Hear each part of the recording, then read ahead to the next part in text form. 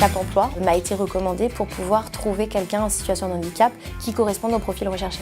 C'est très simple, très rapide. Cap Emploi me demande quelle est la définition de poste et le profil recherché. Et puis à partir de là, ils m'ont proposé un profil, qui a été le profil de Corinne.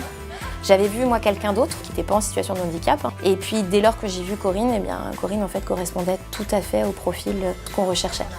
Ensuite, il y en a eu un suivi. Ils sont venus ici pour faire un point, pour savoir si tout se passait bien avec Corinne.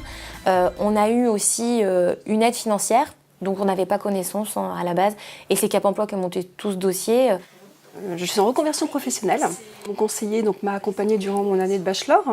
Et lorsque j'ai souhaité poursuivre en master, j'ai envoyé beaucoup de candidatures spontanées.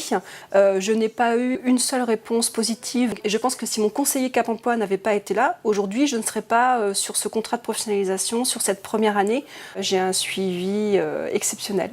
Ils sont à l'écoute, très professionnels. Ils ont les bons outils. Ils savent lever certains freins. C'est exactement dans ce que je cherchais, dans les objectifs qui étaient définis. Ma mission est de sensibiliser les entreprises, de les informer, de les conseiller sur l'embauche de personnes en situation de handicap.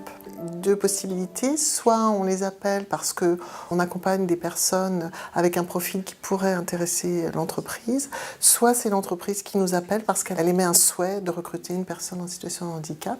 Il y a différents aspects, c'est-à-dire qu'on peut travailler la sensibilisation, l'information, le conseil, le recrutement, le maintien dans l'emploi et ensuite sur l'intégration des personnes.